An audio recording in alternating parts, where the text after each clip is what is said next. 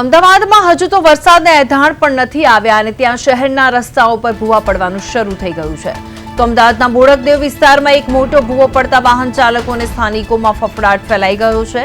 2 દિવસ વીતી ગયા તેમ છતાં પણ મ્યુનિસિપલ કોર્પોરેશન દ્વારા હજુ સુધી કોઈ પણ સમારકામ હાથ ધરવામાં આવ્યું નથી, જેને લઈને લોકોમાં રોષ જોવા મળી રહ્યો છે. શહેરના પશ્ચિમ વિસ્તારમાં આવેલા બોડકદેવમાં સી ટાઈપ ટાવર ઇમારતના મુખ્ય દરવાજાની સાથે જ એક વિશાળ ભૂવો પડ્યો છે. રસ્તાની બરોબર વચ્ચે પડેલા ભૂવાના કારણે અકસ્માતનું જોખમ વધી ગયું છે. સ્થાનિકોનો આક્ષેપ છે કે છેલ્લા 48 કલાકથી આ ભૂવો પડેલો છે, પરંતુ તંત્રના પેટનું પાણી હલતું નથી.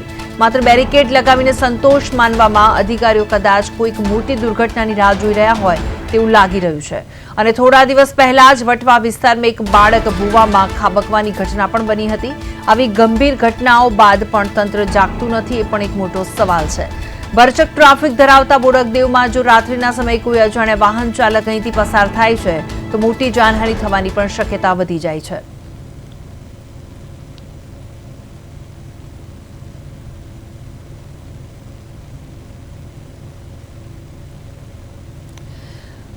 અમદાવાદમાં વરસાદ પહેલા ભૂવા પડવાનું શરૂ થઈ ગયું છે. બોડકદેવમાં સી ટાઈપ ટાવર પાસે મોટો ભૂવો પડ્યો છે અને 2 દિવસથી તંત્ર નિંદ્રાધીન હોય તેવું લાગી રહ્યું છે, કારણ કે કોઈ પણ પ્રકારની કામગીરી તંત્ર દ્વારા કરવામાં નથી આવી રહી. કામગીરી જાણે ઠપ હોય તેવું લાગી રહ્યું છે. રસ્તા વચ્ચે પડેલા ભૂવાથી જોખમ વધી ગયું છે અને વટવાની ઘટના છતાં તંત્ર પાઠ ભણતું નથી, કારણ કે જે વટવામાં એક બનાવ બન્યો હતો, ભૂવામાં એક બાળક ખાબકી ગયું હતું અને તેને લઈને પણ જો અત્યારે અમદાવાદના બોડકદેવ વિસ્તારમાં આવો ભૂવો પડવો એ પણ બહુ મોટી વાત છે અને તંત્ર દ્વારા કોઈ પણ જાતના પગલાં લેવામાં નથી આવતા. હવે તે પણ એક તંત્ર ઉપર એક સવાલ છે, કારણ કે અમદાવાદમાં વરસાદ પહેલા ભૂવા પડવાનું શરૂ થઈ ગયું છે, એ પણ એક મોટો સવાલ છે.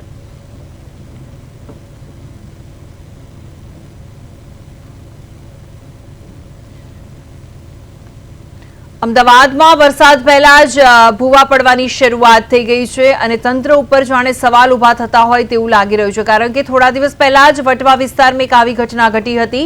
વટવા વિસ્તારમાં એક બાળક ભૂવામાં ખાબકવાની ઘટના બની અને આવી ગંભીર ઘટનાઓ બાદ પણ તંત્ર જાગ્યું નથી.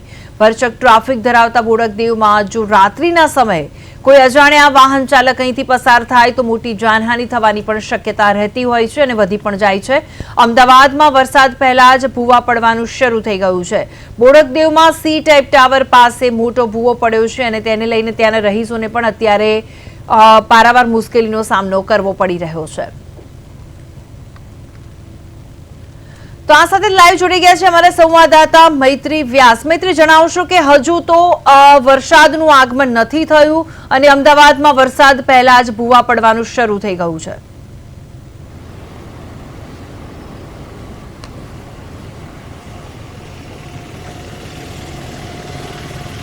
જી બિલકુલ ભૂમિ, વાત કરીએ તો અમદાવાદને ભૂવા નગરી પણ કહેવાતું હોય છે, કારણ કે વરસાદના સમયમાં શહેરમાં અનેક વિસ્તારોમાં અનેક ભૂવા જોવા મળતા હોય છે. પણ આ વખતની વાત કરીએ તો આ વખતે વરસાદ શરૂ થાય તે પહેલાં જ જે છે તે શહેરમાં અનેક જગ્યા પર ભૂવા પડવાની શરૂઆત થઈ ગઈ છે.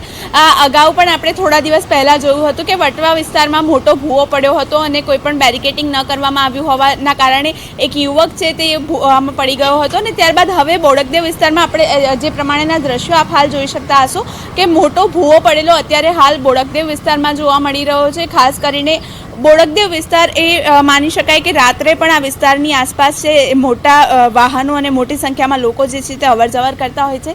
ત્યારે આ સી ટાઈપ જે ટાવર આવેલો છે તેની જે મુખ્ય ગેટ છે તે ગેટની સામે જ જે છે તે આ ભૂવો જોવા મળી રહ્યો છે, જેના કારણે લોકો છે તેમનામાં હાલ ક્યાંક ને ક્યાંક ફફડાટ જોવા મળી રહ્યો છે, કારણ કે મોટો ભૂવો હોવાના કારણે રાત્રે જો કોઈ અજાણ્યું વાહન કે કોઈ વાહન ચાલક જે છે તે આ ભૂવામાં પડી જાય તો તેને જીવને પણ જોખમ થઈ શકતો હોય છે. અને 2 દિવસ અગાઉ આ ભૂવો પડ્યો હતો, પણ હજી સુધી તંત્રના પેટનું પાણી હલ્યું નથી. હજી સુધી તંત્ર દ્વારા કોઈ પણ પ્રકારની કામગીરી કરવામાં આવી નથી, જેના કારણે જે છે તે અત્યારે હાલ તંત્રની કામગીરી સામે ક્યાંક ને ક્યાંક મોટા સવાલો ઊભા થઈ રહ્યા છે. એક સમયે જ્યારે અત્યારે હાલ જે પ્રી મોન્સૂન કામગીરી ચાલી રહી છે, ત્યારે પ્રી મોન્સૂન કામગીરીની વચ્ચે હાલ અનેક જગ્યાઓ પર જે છે તે ભૂવા જોવા મળી રહ્યા છે. બિલકુલ મૈત્રી, ત્યાં બોડકદેવમાં રહેતા રહેવાસીઓ છે તેમણે તંત્રને જાણ કરી છે અથવા તો તંત્રને જાણ કરી છે, તેમ છતાં પણ તંત્ર દ્વારા કોઈ પણ કામગીરી કરવામાં નથી આવી, એટલે સવાલ અત્યારે તંત્ર ઉપર જરૂર થાય.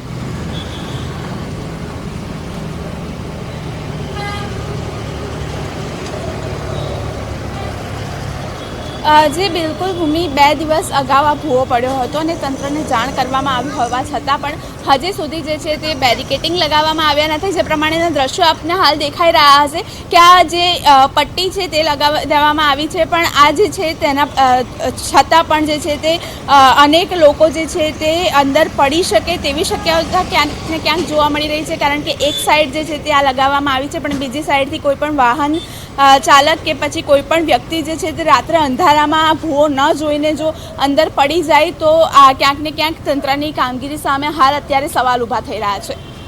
બિલકુલ મૈત્રી, આભાર સમગ્ર વિગત માટે.